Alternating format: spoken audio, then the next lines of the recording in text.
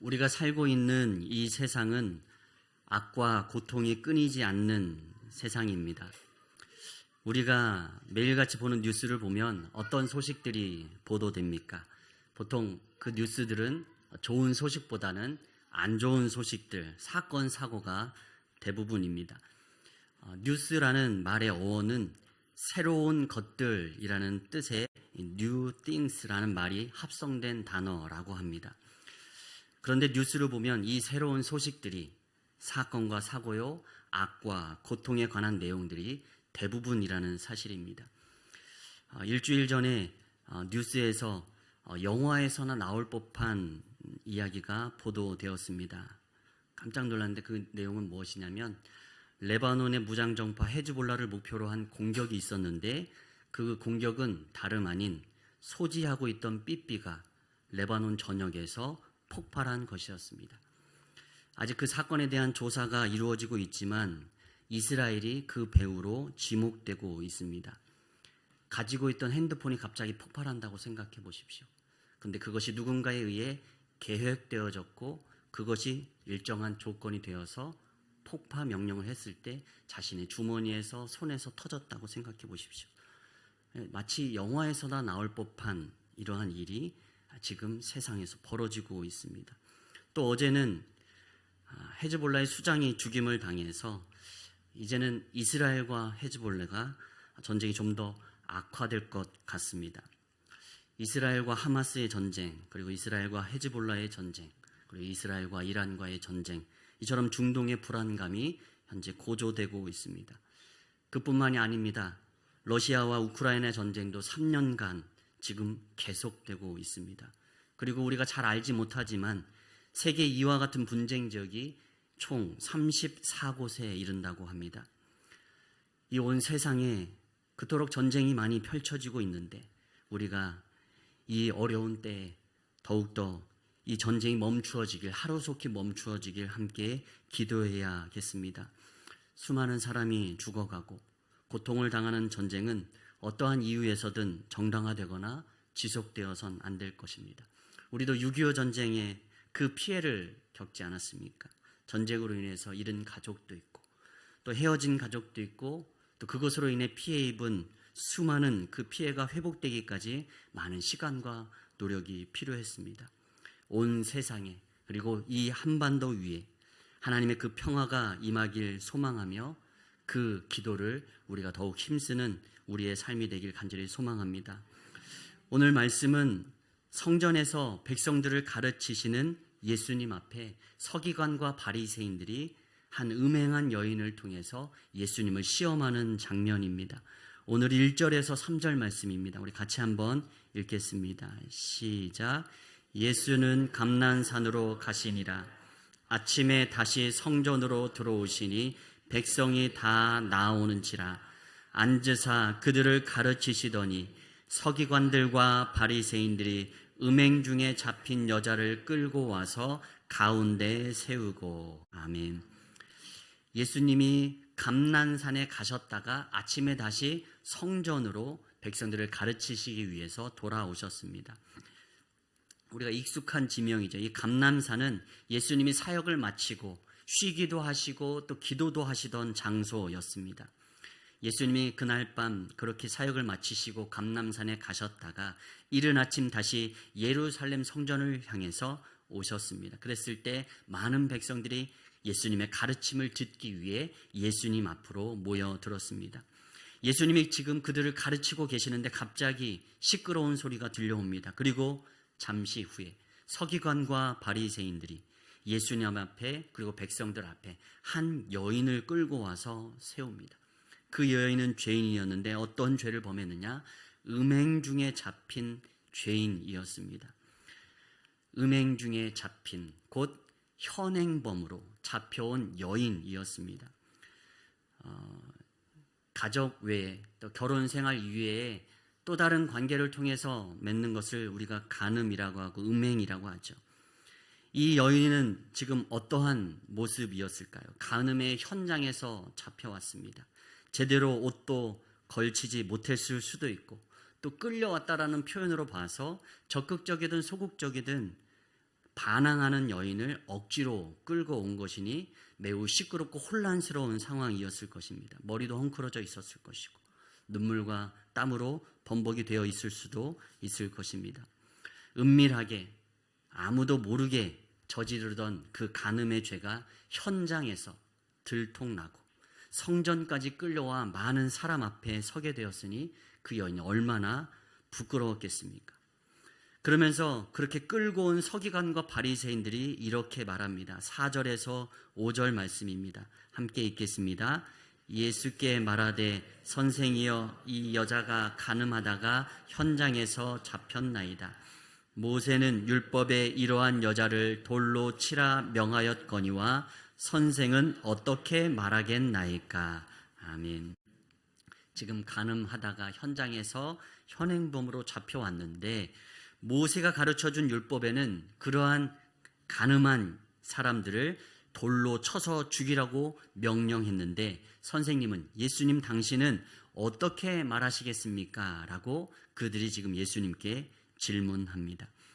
율법에 보면 간음죄를 저지른 자는 어떻게 해야 되는지 그 처벌이 분명하게 드러나 있습니다. 신명기 22장 22절인데 제가 읽겠습니다. 어떤 남자가 유부녀와 동침한 것이 드러나거든 그 동침한 남자와 그 여자를 둘 다 죽여 이스라엘 중에 악을 제할지니라. 아멘. 간음죄에 대한 처벌은 그때 당시의 벌은 사형이었습니다. 율법으로 하면 지금 그 여인은 사형을 받아야 합니다.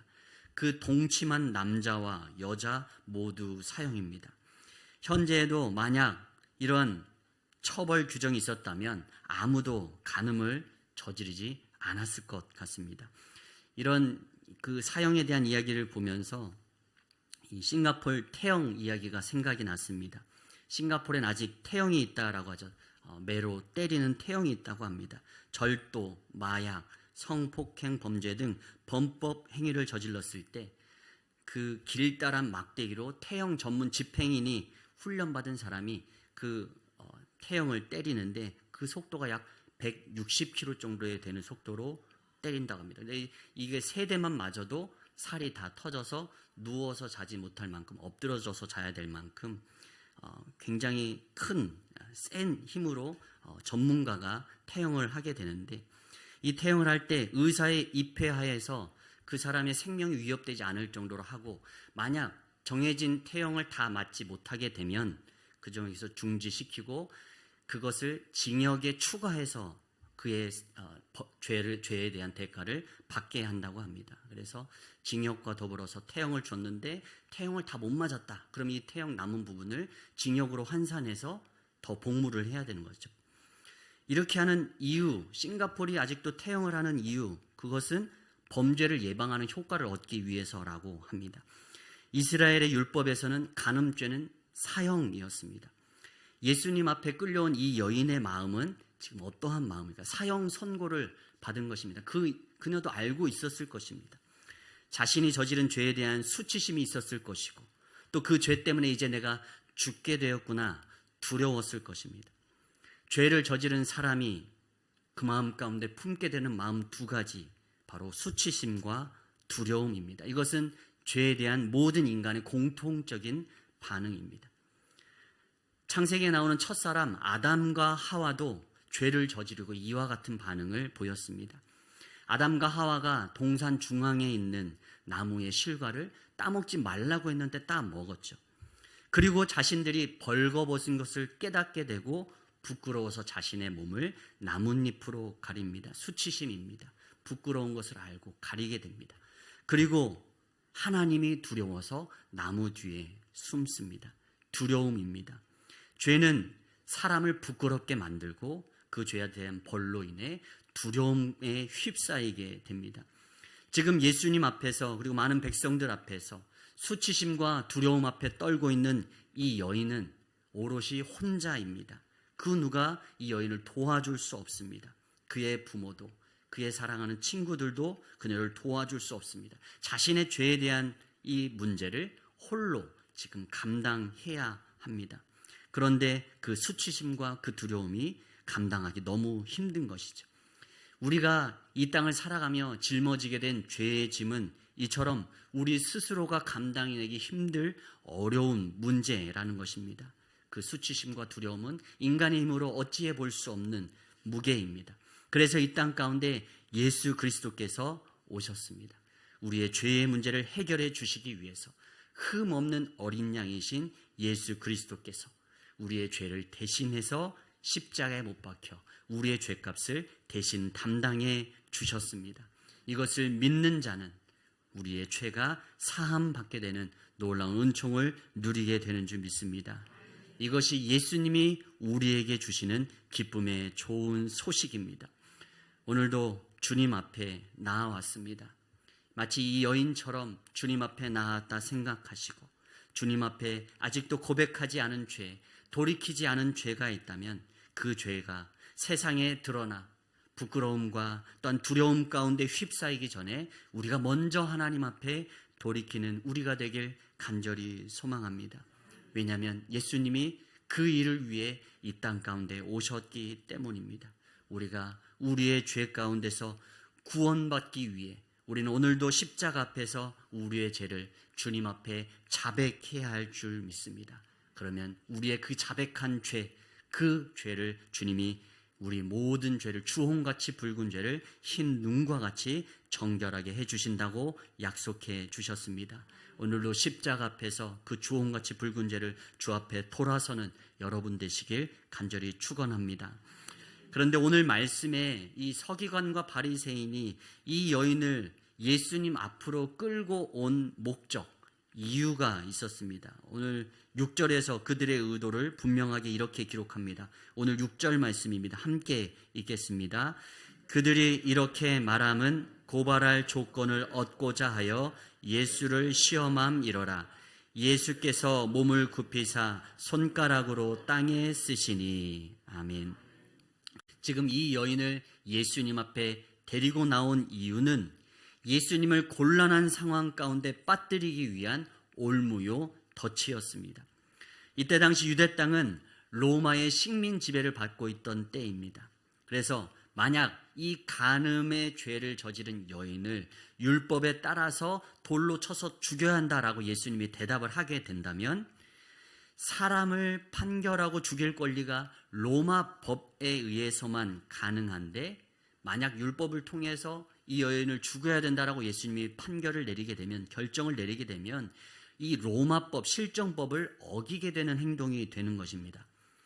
그리고 반대로 돌로 쳐서 죽이지 말아야 된다라고 말한다면 유대인들이 믿는 율법, 그 토라에 기록된 그 율법을 어기는 행동이 되는 것이죠.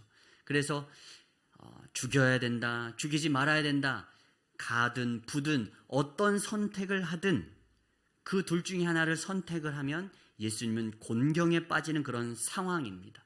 지금 서기관과 바리새인들은 해결하기 어려운 질문을 지금 예수님 앞에 던지고 올무와 덫을 던진 것입니다. 그리고 이 질문을 위해서 이 간음한 여인을 데리고 와서 지금 이용하고 있는 것입니다. 그런데 우리가 주목해야 할 점이 하나 있는데 그것은 앞에서 보았듯이 간음하는 현장에서 현장범으로 그 여인이 잡혀왔는데 희한하게 이 자리에는 여인밖에 없습니다. 분명 남성도 그 자리에 현장에 함께 있었을 것인데 지금 여기에는 남성이 없습니다. 간음이라는 죄를 율법이나 로마법에 의해서 그 죄에 대한 대가를 진정으로 치르고자 했다면, 처벌하고자 했다면 이 여인뿐 아니라 남자까지도 데려왔어야 맞는 것입니다. 지금 바리새인과 서기관들은 종교 지도자들로서 법대로 해야 된다라고 한다면 그것이 로마법이든 아니면 율법이든 그 죄에 대한 대가를 치러야 된다라고 공의로운 이야기를 하고자 한다면 지금 여인뿐만 아니라 남성까지도 데리고 와서 예수님 앞에 그 판결을 요구해야 했습니다. 그러나 그렇지 않았습니다. 그것은 무엇이냐면 자신들이 지금 공의로운 척하지만 서기관과 바리새인들로서 민족의 지도자로 종교 지도자들로서 공의로운 척하지만 지금 그들의 초점은 이 죄에 대한 문제가 아니라 이 일을 통해서 예수님을 곤란에 빠뜨리기 위한 것이 목적이기 때문에 실은 그 남성은 붙잡지 않았을 수도 있습니다. 크게 관심 갖지 않았을 수 있습니다. 가늠한 여인을 볼모로 잡아서 수단으로 사용하고 율법을 수단으로 지금 예수님을 공격하고 있는 것입니다. 율법대로 해야 되면 로마법을 어기게 되고 로마법대로 하게 되면 율법을 어기게 되는 이러한 올무를 위해서 지금 서기관과 바리새인들이 예수님 앞에 여인을 끌고 왔다라는 것입니다. 지금 이 성전 예수님 모인 이 현장 앞에 눈앞에 보이는 죄인은 가늠한 여인입니다. 당연히 손가락질 받아야 되고 책망받아야 하고 벌 받아야 할 여인입니다. 이 가늠한 여인은 분명 죄인입니다. 그러나 이 여인은 드러난 죄인이지만 이 현장 가운데 드러나지 않은 죄인이 있는데 그것은 바로 서기관과 바리새인들이었습니다. 서기관과 바리새인들은 자신들이 의로운 체하고 마음속에 악한 생각을 품고 있었습니다. 예수를 올무에 빠뜨리고자 하는, 예수를 죽이고자 하는 악한 의도를 거룩한 채 하는 그들의 신분 뒤에 감춘 채, 그 의도를 감춘 채 지금 의로운 척 가늠한 여인을 판결하기 위해 예수님 앞에 나와 있는 것입니다. 서기관과 바리새인들은 신약 성경에서 매우 자주 등장하는 인물들입니다. 이들은 종교 지도자들이고 성경을 연구하고 가르치는, 그래서 백성들에게 존경받는 선생님들입니다. 그런데 신약 성경에 보면 예수님께서는 이 서기관과 바리새인들을 자주 책망하시는데 그 이유는 그들의 외식 때문이었습니다. 외식, 겉을식, 장식하는 것입니다. 꾸미는 것입니다. 그들을 향해서 회칠한 무덤이라고 예수님이 책망하셨습니다. 무덤인데 페인트 칠해서 그럴듯하게 보입니다. 겉은 그 종교 지도자들로서 긴 옷을 끌고 다니며 입고 다니며 거룩한 체하고 거룩한 발걸음과 거룩한 목소리로 백성들 앞에 행하지만 그 속은 죽음이 가득한 무덤 속과 같다라는 것입니다. 겉으로는 거룩한 척하면서 속으로는 나쁜 일들을 아주 서슴지 않고 저지르는 감추어진, 숨겨진 죄인들이었다라는 것이죠. 오늘 말씀도 그렇습니다. 지금 그들은 예수님을 고발하기 위해 간음죄 저지른 여인을 수단으로 사용하고 있습니다. 우리도 그렇습니다. 그럴지 모릅니다.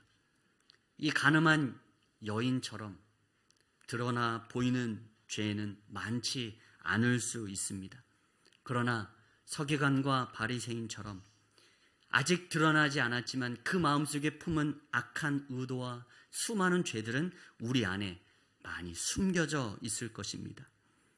하나님 앞에 목회자로 쓰임 받는다고 앞에 서 있는 저부터도 먼저 이 말씀 앞에 돌아보며 또 반성해보고 회개하게 됩니다. 성경은 말합니다. 먼저 선성된 자가 주의하여야 할 것이라고 말씀하십니다. 거룩한 척하는 제가 주님 앞에 더 책망받을 것이라는 이야기입니다. 저는 거룩하지 않습니다. 저는 죄인입니다. 거룩해 보일지 모릅니다. 어떤 분들은 목회자가 예전에 화장실도 가지 않는다고 생각하셨다고 농담으로 그런 얘기 하시는 거 제가 들었는데, 목회자는 그렇게 거룩한 사람이 아닙니다. 저도 수없이 넘어지고 하나님의 마음을 아프게 하는 연약한 죄인일 뿐입니다. 여러분의 눈앞에 보이는 모습이 다가 아니라는 사실입니다. 저뿐만이 아닐 것입니다. 여기에 있는 우리 모두가 마찬가지입니다. 우리의 겉사람은 정말로 그럴듯해 보이고 정말로 거룩해 보일지 모르지만 그 속사람은 오늘 서기관과 바리새인처럼 악독을 품고 누군가를 시기하며 질투하며 원망하며 우리의 마음속에 죄를 짓고 있을 수 있다라는 사실입니다. 우리 모두는 주 앞에 서기관과 바리새인과 같은 죄인임을 우리가 인정해야 할 것입니다. 우리가 성경을 읽을 때마다 서기관과 바리새인들이 남처럼 여겨지는데 우리가 주님 앞에서 서기관과 바리새인 같을 수 있음을 늘 기억하고 하나님 앞에 납작 엎드려져서 겸손히 우리의 죄를 인정하고 또 주님 앞에 회개하는, 그래서 주님 앞에서 해결함 받는 우리의 인생 되길 간절히 소망합니다. 오늘 다시 한번 6절 7절 말씀 함께 읽겠습니다. 시작. 그들이 이렇게 말함은 고발할 조건을 얻고자 하여 예수를 시험함이러라. 예수께서 몸을 굽히사 손가락으로 땅에 쓰시니 그들이 묻기를 맞이 아니하는지라. 이에 일어나 이르시되 너희 중에 죄 없는 자가 먼저 돌로 치라 하시고. 아멘. 지금 서기관과 바리새인들이 예수님 앞에 그 여인을 데려와서 이 여자 어떻게 할까요? 물어봤습니다. 근데 예수님이 대답은 하지 않으시고 한 행동을 하십니다. 몸을 굽혀 손가락으로 땅에 글씨를 쓰십니다. 너무도 궁금합니다. 뭐라고 쓰셨을지. 천국에 들어가면 꼭 물어봐야 되는데 수많은 성경학자들이 추측을 할 뿐이지 예수님이 뭐라고 쓰셨는지 성경에 기록되어 있지 않으니까 우리는 알 수 없습니다. 그러나 어찌됐든 다급한 상황 속에 답을 요구하고 있는 서기관과 바리새인들 앞에서 태연하게 땅에 앉아서 끄적끄적 글을 쓰십니다. 그렇게 앉아 계시자 바리새인과 서기관들은 계속해서 예수님을 재촉해 묻습니다. 어떻게 해야 합니까? 어떻게 해야 합니까? 예수님, 저에게 답을 주십시오. 그제서야 예수님이 일어나 말씀하십니다. 너희 중에 죄 없는 자가 먼저 돌로 치라. 참으로 지혜 있는 말씀입니다. 먼저 돌로 치라고 말씀하십니다. 이것은 율법대로 하라는 이야기입니다. 간음죄를 저질렀으니 돌로 쳐라 말씀하셨습니다. 그러나 한 가지 단서를 붙입니다. 너희 중에 죄 없는 자가 먼저 돌로 치라. 지금 예수님은 이 단서 조건을 거시면서 지금 그 자리에 모여있는 수많은 유대인들에게 지금 질문하고 계시는 것입니다. 너희가 지금 이 간음하는 여인을 향해서 돌을 들어 치려 하는데 한번 돌아보아라. 드러나지 않았지만 너희들의 마음속엔 죄가 없느냐? 지금 그들은 그들 스스로의 삶을 반추해보며 돌아보며 스스로가 죄인임을 깨달아가는 그런 시간을 갖고 있었을 것입니다. 이 세상에 죄 없는 사람이 어디 있겠습니까? 율법을 실행할 수 있는 사람, 죄 없는 자가 먼저 돌을 들어서 쳐라라고 하셨는데 이 율법을 실행할 수 있는, 누군가를 처단할 수 있는 그런 죄 없는 자, 행위로 완전한 자가 이 세상에 있을까요? 그런 사람은 이 세상에 단 한 사람도 없다라는 사실입니다. 우리의 삶 가운데 이 죄에 대한 이야기를 떠올리면 우리가 행위에 초점을 맞추기가 쉽습니다. 우리의 생각에는 이 행위가 죄 하면 먼저 떠오릅니다. 그런데 이 행위뿐만 아니라 성경에서 말하는 죄는 이 행위의 죄만을 말하는 것이 아니라 더 나아가서 마음에 짓는 죄도 죄라고 말씀하시죠. 예수님 말씀하십니다. 사람을 마음속에 미워하는 자는 살인하는 자요, 여인을 보고 음욕을 품는 자도 간음한 자니라. 살인을 행하지 않고 간음을 행하지 않았지만 그 행위에 앞서서 그 마음을 품기만 해도 그것이 죄라고 말씀하고 있는 것입니다. 생각해보면 행위는 마음이 있을 때의 행동으로 옮겨지게 되는 것입니다. 그 마음이 있다면 언제든 상황과 조건, 여건이 맞추어지면 우리도 그 죄를 행할 수 있는 잠재적인 그런 죄인들이라는 사실입니다. 그렇기에 예수님은 행함이 드러나기 이전에, 불나기 이전에 먼저 우리들의 마음 가운데 그 행위를 불러일으킬 만한 죄가 마음 가운데 있다면 그것이 죄라고 여기고 하나님 앞에 회개하고 돌이켜라라고 말씀하시는 것입니다. 겉으로 저지른 행위뿐만 아니라 속으로 마음으로 저지른 그 죄까지도 하나님은 죄라고 말씀하십니다. 그리고 겉과 속뿐만 아니라 그 모든 죄의 뿌리가 무엇이냐라고 성경은 물어 갔을 때 그 성경 속의 죄의 뿌리는, 우리의 죄의 뿌리는 바로 자기 중심성이라고 말합니다. 하나님이 중심이 아니라 내가 중심이 되고자 하는 그 본성, 악한 본성, 이것이 곧 우리의 죄의 뿌리라는 사실입니다. 그 말씀이 사사기 21장 25절에 있습니다. 우리 같이 한번 사사기 21장 25절 말씀 한번 읽겠습니다. 시작. 그때에 이스라엘의 왕이 없으므로 행하였더라. 아멘. 지금 사사기 시대입니다. 물론 이스라엘의 이 사사기 시대는 이스라엘의 왕이 없던 때입니다. 왕정 체제가 아니었기 때문에 이스라엘에 왕이 없었으니까 이스라엘에 왕이 없었으므로라는 이 말은 겉으로 보면 정치 체제로 보면 맞는 말입니다. 그러나 이스라엘은 특별한 나라이죠. 왕이 없을 때부터 왕이 있었는데 실질적인 왕이 누구셨냐? 하나님이셨습니다. 이스라엘을 출애굽시키시고 광야 가운데에서 또 가나안 가운데서 그 모든 것을 행하도록 말씀하신 분이 누구셨냐? 바로 하나님이셨습니다. 그들의 눈에 보이는 왕은 없었지만 그들의 실질적인 왕은 하나님이셨던 것입니다. 곧 신정체제였던 것이죠. 그러나 하나님을 하나님으로, 하나님을 왕으로 인정하지 않을 때 사사기 시대의 사람들은 각각 자기 중심적으로, 오늘 말씀에서는 각각 자기의 소견에 옳은 대로 행함으로 말미암아서 죄를 짓고 심판받는 끊임없는 죄의 사이클의 삶을 사사기를 통해 우리에게 보여줍니다. 그 이유는 무엇입니까?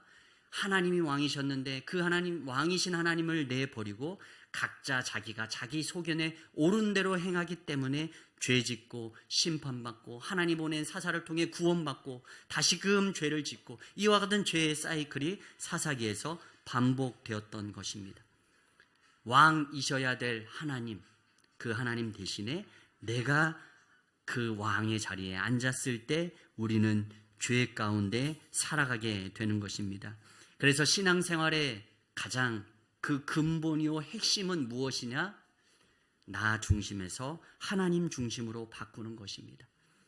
행위와 또한 우리의 마음, 그 모든 것의 근본의 뿌리는 내가 내 삶의 주인이라고 생각하며 사느냐, 아니면 내 삶의 주인이 하나님이라고 생각하며 사느냐에 따라 우리의 마음과 행동도 다 거기에 따라 결정 지어지게 되어 있는 것입니다.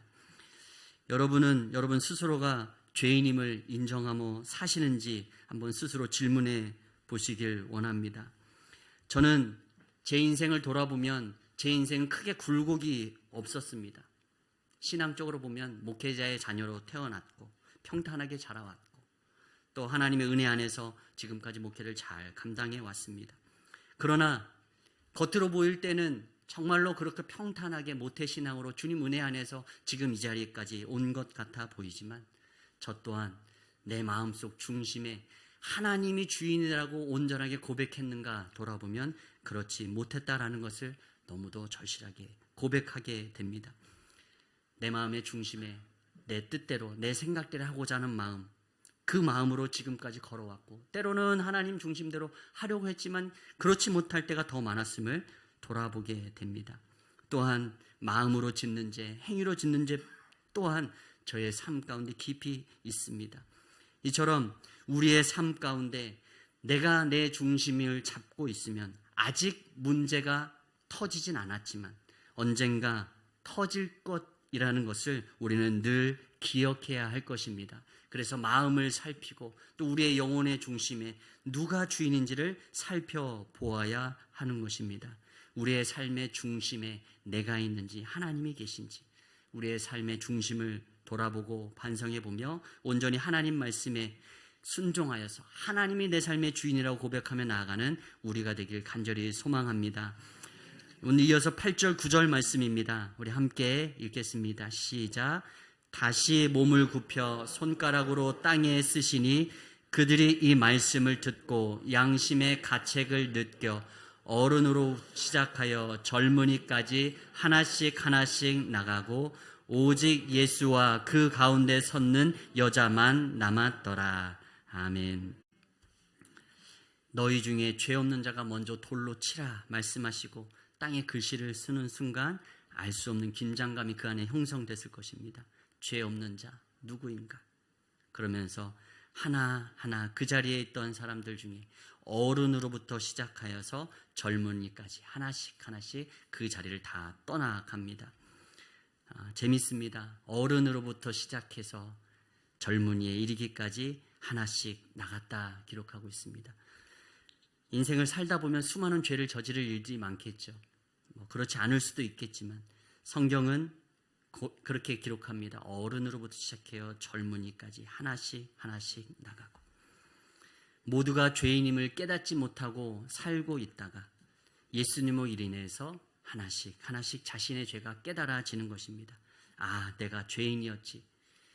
양심이 작동하지 못하다가, 신앙 양심이 작동하지 못하다가 예수님의 이 말씀에 신앙 양심이 작동한 것입니다. 지금 그 여인을 데리고 예수님을 올무 잡으려고 했던, 책 잡으려고 했던 서기관과 바리새인들도 다 떠나가 버린 것입니다. 그들은 악한 의도를 품고 예수님 앞에 온 사람들입니다. 그러나 예수님의 이 말 앞에 그들의 마음속에 잠자고 있던 신앙 양심이 깨어났습니다. 아, 나도 죄인이지. 내가 여기 뭐라고 여기 서 있겠는가. 예수님을 책 잡으려고 했던 그들조차도 다 떠나갔습니다. 우리 모두가 죄인이라는 사실을 늘 기억해야 할 것입니다. 그 죄에 대한 대가를 치러야 되는 것 또한 죄인이 갖고 있는 책임이고 또한 결과인 것입니다. 누군가를 판단하고 정죄하기보다 먼저 하나님 앞에 내 삶의 모습을 돌아보는 우리가 되길 소망합니다. 남의 눈 속에 있는 그 티는 보면서도 내 눈 속에 있는 들보를 보지 못하는 실수를 저지른다면 하나님은 결코 우리를 죄 없다 하지 않으실 것입니다. 하나님 앞에 그 누구도 의롭다 자랑할 수 없기 때문에 다른 사람을 판단하고 정죄하기보다 먼저 우리의 삶을 하나님 앞에 돌아보는 우리가 되기를 소망합니다. 우리 마지막으로 10절에서 11절 말씀입니다. 함께 읽습니다. 예수께서 일어나사 여자 외에 아무도 없는 것을 보시고 이르시되 여자여, 너를 고발하던 그들이 어디 있느냐? 너를 정죄한 자가 없느냐? 대답하되 주여 없나이다. 예수께서 이르시되 나도 너를 정죄하지 아니하노니 가서 다시는 죄를 범하지 말라 하시니라. 아멘. 다 떠나간 이후에 예수님과 그 여인 단 두 사람만 그 현장에 예루살렘 성전에 남아 있습니다. 다 떠나갑니다. 그러나 예수님은 그 자리에 계십니다. 예수님은 그 자리에 계셔도 되는 분이시죠. 왜냐하면 예수님은 인간이시지만 죄가 없는 유일한 인간이시기 때문입니다. 그렇기 때문에 분명 예수님이 하신 말로 한다면 이 여인에게 돌을 들어 그를 처벌할 수 있는 권한은 오직 예수님만 있습니다. 그러나 예수님이 말씀하십니다. 나도 너를 정죄하지 아니하노니. 죄에 대한 심판을 하실 수 있는 분이심에도 불구하고 예수님도 그 돌을 들어 그 가늠한 여인을 벌하지 않으십니다. 대신 아무런 대가 없이 그 죄를 용서해 주십니다. 그러면서 한 가지 부탁하십니다. 가서 다시는 죄를 범하지 말라. 이것이 이 여인에게 주어진 오늘의 하나님의 복음의 말씀인 줄 믿습니다. 이것이 바로 복음입니다. 율법은 그렇지 않습니다. 율법은 우리가 죄가 무엇인지 깨닫게 해주고 우리를 정죄하는 역할을 하는 것이 율법입니다. 그러나 이 율법은 온전히 지킬 수 없기 때문에 우리를 의롭게 할 수 없고 우리가 죄인이라는 사실을 더욱 깨닫게 해줄 뿐입니다. 율법은 그것을 지키지 못한 우리에게 벌을 주지만 결국은 또다시 그 죄를 저지르는 것을 막지는 못합니다. 아무리 강한 벌이라고 해도 사형이라고 해도 그 죄를 저지르는 사람이 있고 태형이라고 해도 그 죄를 저지르는 사람은 분명히 있습니다. 율법은 죄를 막지 못합니다. 그러나 복음은 그렇지 않습니다. 복음은 그 죄를 값없이 용서해 줍니다. 우리가 받아야 할 벌을 아무 값없이 주님께서 용서해 주십니다. 그리고 그 용서를 받은 자는 스스로 결단하게 됩니다. 그래, 이제부터는 내가 하나님 말씀 어기지 말고 하나님 뜻대로 살아야지 결단하게 되는 것입니다. 외적인 자극이, 외부의 힘이 그 사람의 삶을 바꾸는 것이 아니라 내적인 결단이 그 사람의 삶을 바꾸는 것입니다. 율법이 그 사람을 바꾸는 것이 아니라 복음이 그 사람의 삶을 바꾸는 것입니다. 율법으로는 죄를 깨달을 수 있지만 죄를 없이 할 수 없습니다. 그러나 예수님의 이 용서 덕분에, 이 복음 때문에 이 여인은 아마도 그 용서에 걸맞는 삶으로 하나님 앞에, 예수님 앞에 보답했을 것입니다. 우리에게 주신 복음의 의미도 이와 같습니다. 하나님은 아무런 값없이 우리의 죄를 용서해 주셨습니다. 예수 그리스도의 십자가의 보혈을 믿기만 하면 용서함 받고 구원받아 하나님의 자녀가 되는 권세를 허락해 주셨습니다. 그런 우리를 향한 하나님의 기대는 오늘 그 여인을 향한 예수님의 말씀과 동일합니다. 가서 다시는 죄를 범하지 말아라. 하나님의 자녀답게 가서 살아라. 하나님의 기대와 하나님의 바람이 그 값없는 용서 안에, 은혜 안에 담겨져 있다라는 사실입니다. 혹시 우리는 누군가의 죄를, 잘못을 들추어내고 지적하고 있지는 않습니까? 혹시 서기관과 바리새인들처럼 그러한 기준으로 우리 자신을 살펴볼 때 우리는 또한 떳떳할 수 있는지 한번 돌아보길 원합니다. 가늠한 여인뿐만 아니라 이 세상을 살아가는 우리 모두는 죄인입니다. 가늠한 여인의 죄는 드러난 죄였지만 또한 우리 모두에게는 드러나지 않은 내면의 죄가 존재한다라는 사실입니다. 그 죄를 해결할 수 있는 유일한 길이 바로 예수 그리스도의 십자가의 보혈입니다. 오늘도 그 예수 그리스도의 십자가의 보혈로 값없이 용서받은 우리들에게 오늘도 하나님은 말씀하십니다. 괜찮아, 실수할 수 있잖아. 내가 다 용서했잖아. 그러나 내가 하나만 부탁할게. 대신 이제는 다시는 죄를 짓지 말아라. 그리고 나아가서 하나님의 자녀답게, 빛의 자녀답게 나아가 살아라. 하나님의 이 사랑의 음성이 오늘 우리의 심령 가운데 들려지는 이 아침 되길 간절히 소망합니다. 우리를 향한 하나님의 소망을 마음속 깊이 새기며 성령님을 의지하여서 하나님의 말씀의 뜻 가운데 기쁨으로 걸어 나아가는 우리 모든 성도들 되시길 간절히 축원합니다.